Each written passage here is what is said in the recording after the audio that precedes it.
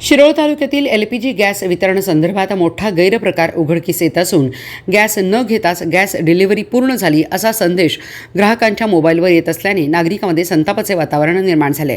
तालुक्यातील अनेक ग्राहकांनी तक्रार केली आहे की त्यांनी गॅस सिलेंडरची मागणी केली नसतानाही किंवा प्रत्यक्षात सिलेंडर घरी पोहोचला नसतानाही त्यांच्या मोबाईलवर डिलिव्हरी पूर्ण झाल्याचे SMS येत आहेत। काही प्रकरणामध्ये तर ग्राहकांनी घरात नसताना देखील गॅस वितरित झाल्याची नोंद करण्यात आल्याचे समोर आले। या प्रकारामुळे ग्राहकांच्या सबसिडीवरही परिणाम होण्याची शक्यता व्यक्त केली जात आहे, कारण सिस्टीममध्ये डिलिव्हरी पूर्ण दाखवल्यानंतर संबंधित रक्कम वजा होत असल्याचे काही नागरिकांचे म्हणणे आहे। स्थानिक ग्राहकांनी याबाबत गॅस एजन्सीकडे तक्रार केली असता समाधानकारक उत्तर मिळत नसल्याची ही तक्रार आहे।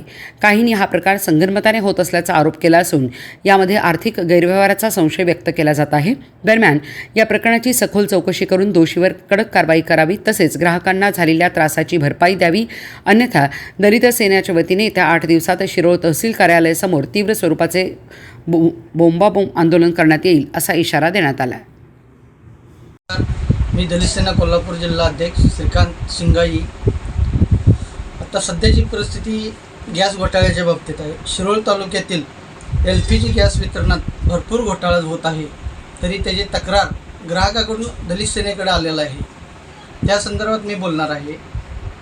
तर आता शिंपूर शिरोळ तालुक्यातलं पूर्ण म्हणा सगळीकडलं आता सध्याला गॅस घोटाळा चालू आहे व हॉटेल व्यावसायिकासाठी कमीत कमी 2000 ते 2500ला गॅस पुरवला जाते आणि ग्राहकांना नंबर लावून त्यानंतर आता ग्राहक जरी घरात नसलं तर त्यांना गॅस पोच झालं आहे असं त्यांनी OTP वगैरे पाठवून हे करतात मोबाईलवरती।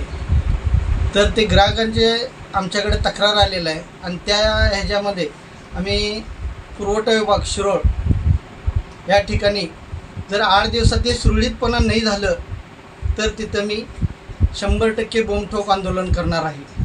व कुठल्याही ग्राहकाची तक्रार असेल तर माझा मोबाईल क्रमांक नंबर आहे 78 87 31 2005। या नंबरला संपर्क साधा। तुमची काय अडचण असतील ते आपण दूर करू।